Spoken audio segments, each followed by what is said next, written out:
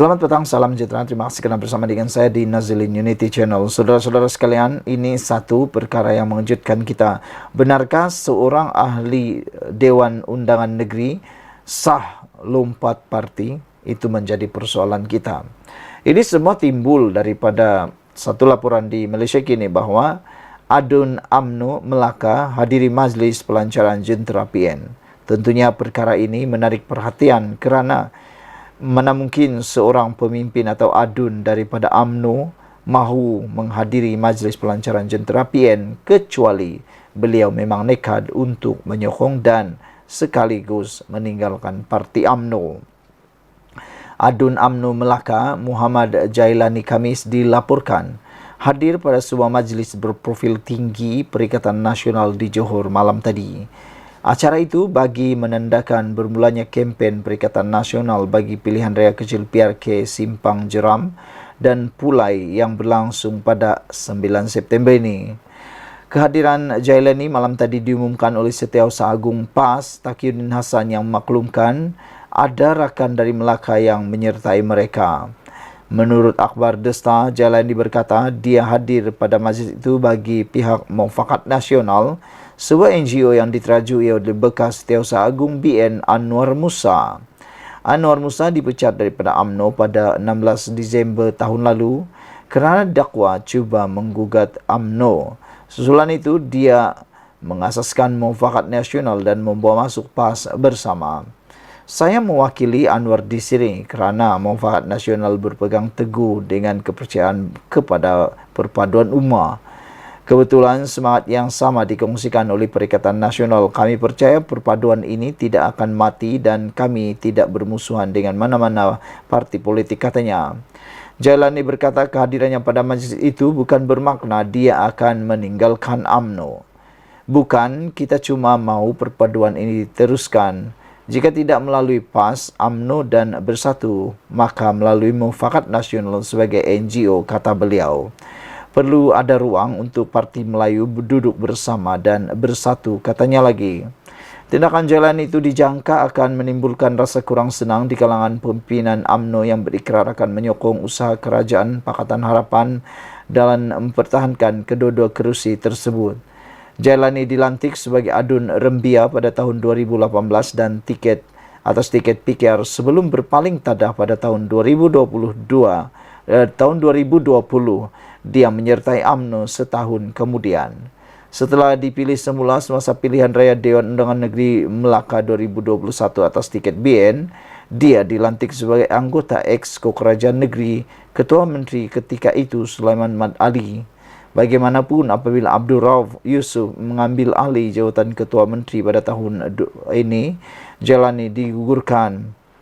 Jailani mempertahankan kerusi Rembia pada 2021 dengan meraih 41.6% undi pada Julai lalu. Dun Melaka meluluskan undang-undang anti lompat parti yang bertujuan mana-mana wakil rakyat daripada beling tada. Saudara-saudara sekalian, ini satu berita yang memang menggemparkan kita apabila seorang ahli Dewan Undangan Negeri daripada UMNO tiba-tiba pula bersama dengan pelancaran jentera Perikatan Nasional.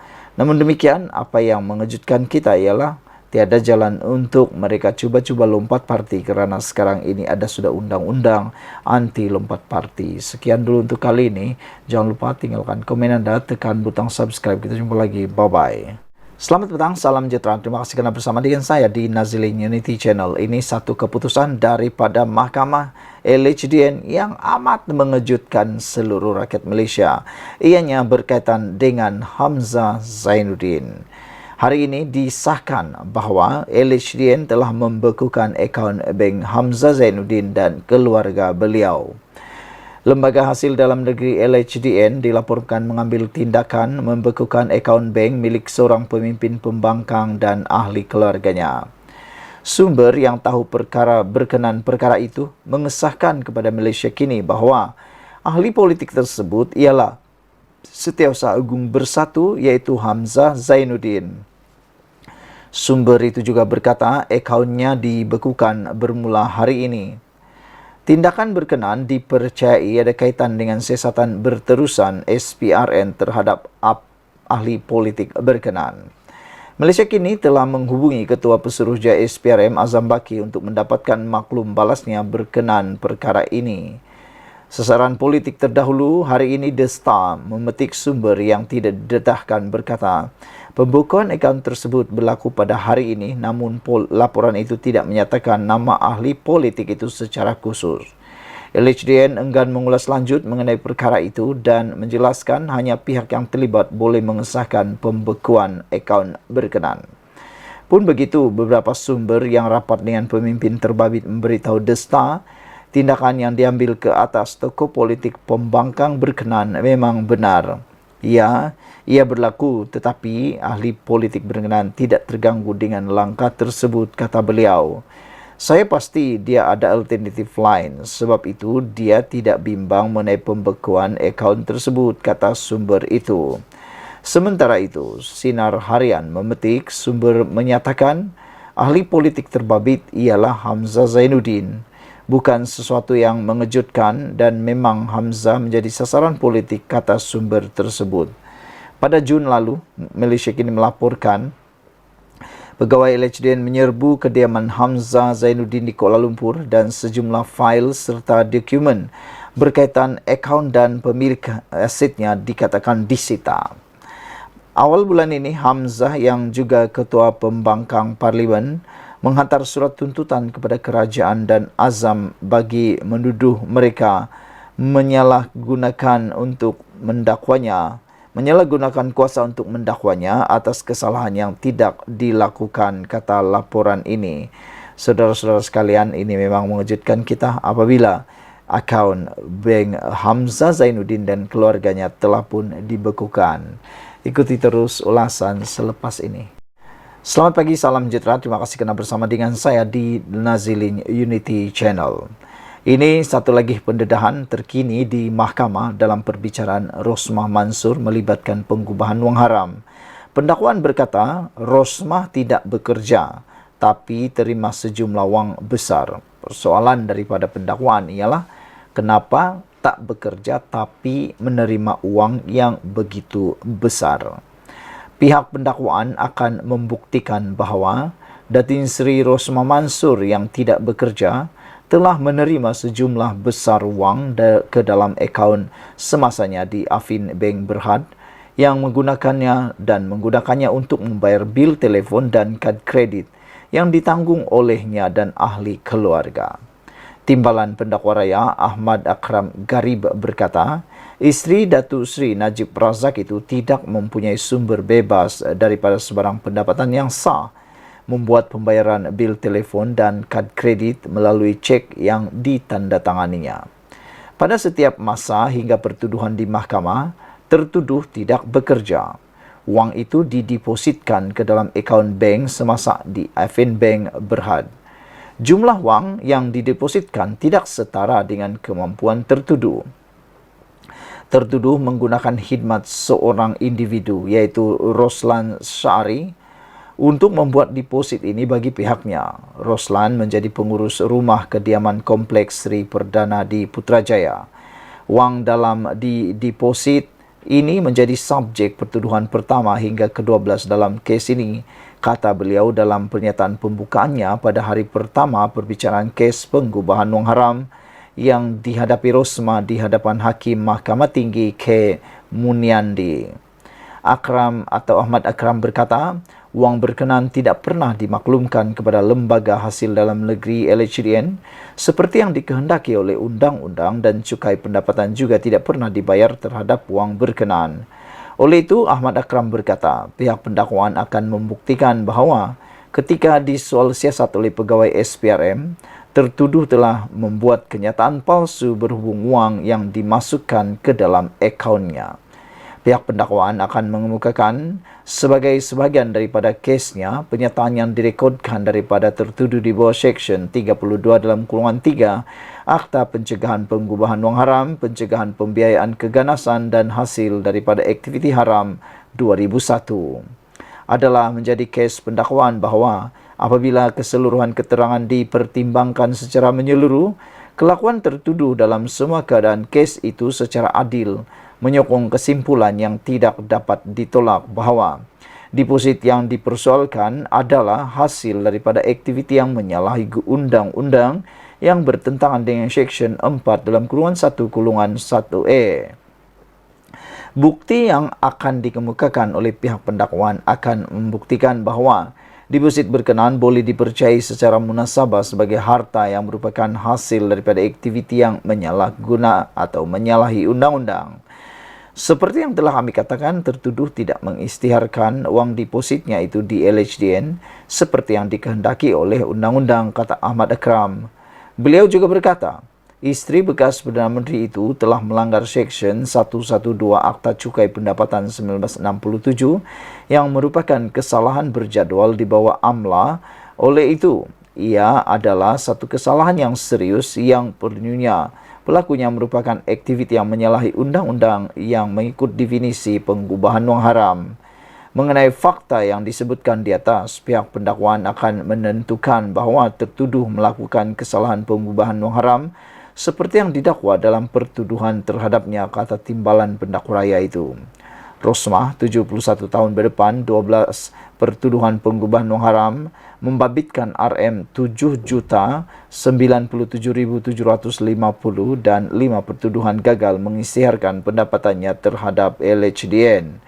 Beliau didakwa melakukan perbuatan itu di Afin Bank Berhad, bangunan getah asli Cawangan, Jalan Ampang di Kuala Lumpur antara 4 Disember 2013 dan 8 Jun 2017 dan di LHDN Kompleks Bangunan Kerajaan, Jalan Tunku Abdul Halim di Kuala Lumpur antara 1 Mei 2014 dan 1 Mei 2018.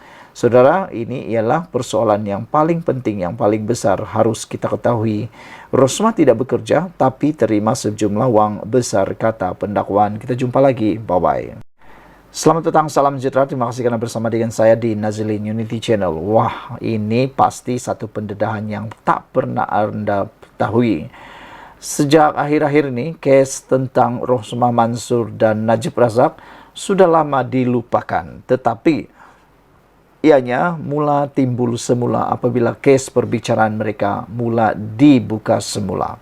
Ini memberikan pendedahan-pendedahan dan juga pembongkaran-pembongkaran rahsia dan isu yang ramai tak tahu dan kita pun tak pernah dengar. Hanya apabila di dalam mahkamah barulah sebarang isu itu dikeluarkan. Itu sebab saya kata, kalau nak saman lebih baik disaman di mahkamah, kerana apabila berlaku di mahkamah, pertikaian di mahkamah, perkara-perkara yang tersembunyi akan semuanya diketahui. Dan hari ini dikabarkan di mahkamah, disebut di mahkamah bahawa jurubank akaun Rosmah terima masa atau terima masuk lebih RM 1 juta ringgit antara 2014 hingga 2017. Wah, ini satu nilai uang yang bukan sedikit tetapi amat baik, sangat banyak. Seorang jurubank hari ini memberi keterangan bahawa akaun Rosmah Mansur menerima masuk lebih RM 1 juta antara 2014 dan 2017. Semasa perbicaraan pengubahan wang haram dan pengelakan cukai berjumlah RM 7 juta hari ini ke atas isteri bekas Perdana Menteri Najib Razak, Nur Ashikin Abdullah dari Afin Bank berkata, terdapat 27 transaksi melibatkan RM 1 juta ringgit. Mesin deposit tunai bank merekodkan transaksi yang melibatkan akaun yang berakhir dengan 0058, katanya lagi. Saksi pertama pendakwaan itu ketika membacakan kenyataan bertulisnya berkata bahawa deposit di cawangan bank di beberapa lokasi itu dilakukan antara 13 Oktober 2014 dan 8 Jun 2017. Menurut Ashikin, deposit sehari terbesar adalah RM 62.350 di cawangan bank di Bangsar, Kuala Lumpur pada 7 Oktober 2015. Manakala yang terkecil ialah RM3.300 di cawangan Bank LTAT Kuala Lumpur pada 12 Disember 2015. Saudara-saudara sekalian, ini bukan satu jumlah yang kecil, ini jumlah yang amat banyak. Persoalannya ialah dari manakah uang itu dan mengapa dia masuk. Sekian dulu untuk kali ini. Jangan lupa tinggalkan komen Anda, tekan butang subscribe. Kita jumpa lagi. Bye-bye. Selamat petang, salam sejahtera. Terima kasih karena bersama dengan saya di Nazilin Unity Channel. Ini satu keputusan yang paling mengejutkan daripada mahkamah hari ini apabila disahkan Rosmah Mansur kalah lagi di dalam rayuan beliau di mahkamah. Dan pastinya ini akan memberikan pelbagai reaksi daripada netizen. Apa reaksi kamu terhadap kekalahan Rosmah Mansur dalam rayuan beliau di mahkamah ini? Sebelum kita teruskan ulasan kali ini, jangan lupa tinggalkan komen Anda, tekan butang subscribe. Saudara-saudara sekalian, wanita ini, yaitu hari ini hakim menolak menangguh kes penggubahan wang haram Rosmah. Wah, ini satu perkara yang kita tunggu-tunggu. Sebenarnya keputusannya yang kita tunggu-tunggu, karena ada orang kata Anwar Ibrahim mungkin akan campur tangan, kata mereka. Tetapi dengan adanya keputusan-keputusan terkini daripada mahkamah seperti ini, maka terbuktilah bahawa Perdana Menteri Datuk Seri Anwar Ibrahim bebas daripada sebarang campur tangan di mahkamah. Hakim menolak tangguh kes penggubahan wang haram Rosmah. Mahkamah Tinggi Kuala Lumpur pagi ini menolak permohonan untuk menangguhkan kes penggubahan wang haram dan pengelakan cukai Rosmah Mansur berjumlah RM7 juta. Hakim Perbicaraan Jenayah K. Munaidi menafikan permohonan timbalan pendakwa raya Ahmad Akram Garib untuk mengosongkan perbicaraan yang dijadualkan hari ini bagi memberi masa kepada Jabatan Peguam Negara AGC meneliti surat representasi tertuduh. Peguam Utama Rosmah, Getam Ram Vincent, menyatakan bahawa pihak pembelaan tidak mempunyai bantahan terhadap permohonan penangguhan perbicaraan sambil menunjukkan bahawa isteri bekas Perdana Menteri yang kini dipenjarakan, Najib Abdul Razak, juga telah menghantar surat representasi kedua bertarikh 18 Ogos kepada AGC.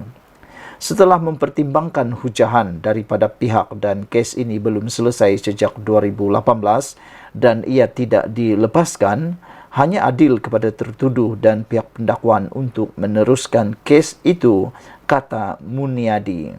Jurubahasa mahkamah kemudian mula membacakan kepada Rosmah 12 pertuduhan penggubahan wang haram membabitkan RM7,97,750 dan 5 pertuduhan gagal mengisytiharkan pendapatannya kepada Lembaga Hasil Dalam Negeri LHDN untuk memulakan perbicaraan hari ini. Saudara-saudara sekalian, dengan keputusan luar biasa daripada mahkamah hari ini, maka ini akan memberikan kita satu petanda dan tunjuk bahawa negara ini sedang dalam jalan yang sangat bagus. Sekian dulu untuk kali ini. Jangan lupa tinggalkan komen Anda, tekan butang subscribe. Kita jumpa lagi. Bye-bye. Selamat petang, salam sejahtera. Terima kasih karena bersama dengan saya di Nazilin Unity Channel. Ini satu pengakuan daripada Datuk Seri ataupun Tun Dr. Mahathir Mohamad yang paling kita tunggu-tunggu sekali. Akhirnya, kata Dr. Mahathir Mohamad, keterangan Zeti buktikan saya betul pecat Apandi. Wah, ini cerita tentang apa? Bekas Perdana Menteri Dr. Mahathir Mohamad mendakwa keterangan bekas Gubernur Bank Negara Zeti Aziz adalah bukti bekas Peguam Negara Apandi Ali mengabaikan tugasnya. Dalam hantaran di media sosial, Mahathir turut mempersoalkan mengapa kerajaan ketika pimpinan bekas Perdana Menteri Ismail Sabri Yaakob menyelesaikan saman pemecatan Effendi di luar mahkamah. Saya tersentak apabila membaca laporan berita bahawa semasa perbicaraan melibatkan 1MDB, Zeti menyatakan dia telah melaporkan kepada Peguam Negara ketika itu, iaitu Apandi, kesalahan pegawai 1MDB. Tetapi Peguam Negara tidak mengambil apa-apa tindakan. Ini seolah-olah bagi saya pengabaian tugas. Namun, Apandi telah menyaman saya kerana pemecatan secara salah. Saya bersedia untuk ke mahkamah bagi menjelaskan mengapa saya perlu membuangnya, kata Mahathir lagi. Mahathir memecat Apandi sejurus selepas PH membentuk kerajaan pada Mei 2018 dan menggantikannya dengan Tommy Thomas. Pada 13 Oktober tahun 2020, Apandi memfailkan saman RM2.2 juta terhadap Mahathir dan kerajaan atas dakwaan dia dipecat secara tidak sah. Melalui tuntutan mahkamah itu, Apandi memohon antara lain pengisytiharan bahawa Dr. Mahathir telah menyalahgunakan kedudukannya dan ini telah mendorong berlakunya pelanggaran kontrak antara dia dan kerajaan Malaysia. Penyelesaian saman itu direkodkan di hadapan Hakim Mahkamah Tinggi Akhtar Tahir pada 13 April 2022. Dalam keterangannya ketika perbicaraan pada 27 Julai lalu, Zeti mengesahkan bahawa pada 13 Ogos 2015, Bank Negara Malaysia menyerahkan kertas siasatan IP kepada AGC dengan SOR untuk memulakan pendakwaan jenayah dan mendakwa 1MDB termasuk pegawai kanannya. Zeti berkata 1MDB dan pegawainya didapati melanggar peruntukan di bawah Akta Kawalan Pertukaran Wang 1953 ECA kerana memberikan maklumat palsu kepada Bank Negara Malaysia dalam permohonannya bagi kebenaran membuat pembayaran di luar negara. Di sebalik semua bukti yang dikumpul dan direkodkan oleh Bank Negara Malaysia dalam IP mengenai 1MDB yang dikemukakan, AGC ketika itu atas sebab yang tidak diketahui pada 11 September 2015 memutuskan bahawa IP yang dikemukakan oleh Bank Negara Malaysia diklasifikasikan sebagai tiada tindakan lanjut atau NFA, kata Zeti. Dalam kenyataannya hari ini, Mahathir terus mengkritik cara Apandi mengendalikan tuduhan rasuah terhadap bekas Perdana Menteri Najib Razak yang kini sedang menjalani hukuman penjara. Satu lagi contoh keputusan salah Apandi ialah menolak semua kes terhadap Najib. Namun, apabila seorang lagi peguam negara iaitu Tommy Thomas membawa kes Najib ke mahkamah, 3 mahkamah dan 9 hakim mendapati Najib bersalah. Jelas sekali Apandi sebagai AG tidak meneliti kes itu secara menyeluruh sebelum mengisytiharkan Najib tiada kes untuk dijawab. Ini sekali lagi menunjukkan pengabaian tugas di pihak Apandi. Namun apabila dia menyaman kerajaan dan saya kerana pemecatan secara salah, kerajaan bersetuju untuk menyelesaikan kes di luar mahkamah dan memberikan Apandi sejumlah wang yang tidak diketahui untuk menggugurkan tindakannya menyaman kerajaan dan saya, kata Mahathir. Ini bermakna kerajaan bersetuju bahawa beliau telah dipecat secara salah. Saya bukan pihak dalam penyelesaian itu. Saya tidak bersetuju bahawa saya telah memecat Apandi secara salah. Kini, laporan bahawa beliau gagal mengambil tindakan terhadap laporan oleh Bank Negara membuktikan beliau tidak menjalankan tugasnya sebagai AJ. Ini mewajarkan lagi pemecatannya sebagai AJ. Bahawa AJ seperti itu diberi pampasan dengan jumlah wang yang tidak diketahui tidak menggambarkan dengan baik kedaulatan undang-undang di negara ini, ujar Mahathir lagi. Apabila Mahathir membuat pengakuan dan pendedahan ini, mata dan pemikiran kita memang terbuka. Sekian dulu untuk kali ini. Jangan lupa tinggalkan komen Anda, tekan butang subscribe. Kita jumpa lagi. Bye-bye. Selamat petang, salam sejahtera. Terima kasih kerana bersama dengan saya di Nazilin Unity Channel. Ini bukan main-main. Ini perkara yang sangat serius. Perbuatan gurauan boleh dipilih. Perbuatan gurauan harus berhati-hati. Mungkin pada kita gurauan tersebut adalah gurauan semata-mata. Tetapi bagi orang yang menerima gurauan tersebut, mungkin ianya akan membawa kesan yang amat dahsyat, besar dan membawa kesan sehingga ke akhir hayat. Perbuatan yang disangka hanya akan disangka boleh selesai sehari dua, mungkin ianya akan berlanjutan. Apalagi apabila perbuatan gurauan tersebut telah direkam dalam video dan telah tular. Bayangkan Anda ialah subjek kepada gurauan tersebut dan orang melihat bagaimana Anda menjadi bahan gurauan, terutamanya melibatkan dipukul kepala. Ini semua ialah apabila satu petikan keratan video menunjukkan Sanusi memukul kepala seorang wanita dengan menggunakan gulungan kertas. Ini menimbulkan pelbagai reaksi daripada netizen dan juga daripada aktivis bebas NGO terutamanya wanita. Salah satu perkara yang kini menjadi tular ialah Menteri Besar Kedah ketuk kepala, Sanusi nak melawak pun melawaklah benda lain, kata seorang pemimpin daripada Pakatan Harapan iaitu Mahfuz Omar. Timbalan Menteri Besar Kedah Datuk Seri Muhammad Sanusi, tindakan Menteri Besar Kedah Datuk Seri Muhammad Sanusi Mak Nur yang mengetuk kepala seorang wanita dengan gulungan kertas seakan-akan bergurau dengan rakyat dianggap sebagai tidak wajar. Pengerusi Pakatan Harapan PH Kedah Datuk Mahfuz Omar menyifatkan kepala adalah anugerah daripada Allah dan diberikan otak untuk berfikir. Jadi tidak sepatutnya, tidak sewajarnya Sanusi buat begitu. Bagi saya tindakannya kurang elok. Sepatutnya nak melawaklah benda lain, kata beliau. Nak berguraulah benda lain. Jangan bergurau benda-benda yang boleh memberikan gambaran sebab bukan semua orang boleh faham, kata Mahfuz.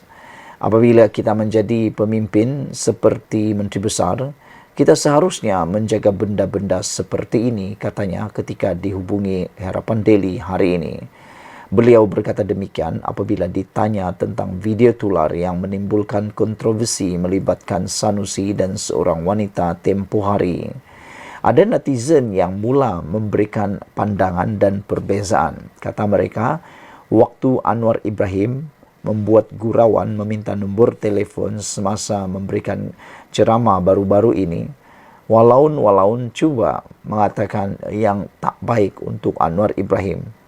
Mereka sekarang ini, para penyokong Anwar Ibrahim membuat perbandingan. Mana yang lebih teruk? Kata mereka, Anwar Ibrahim bergurau hanya meminta nombor telefon. Tapi Sanusi pula bergurau dengan memukul kepala.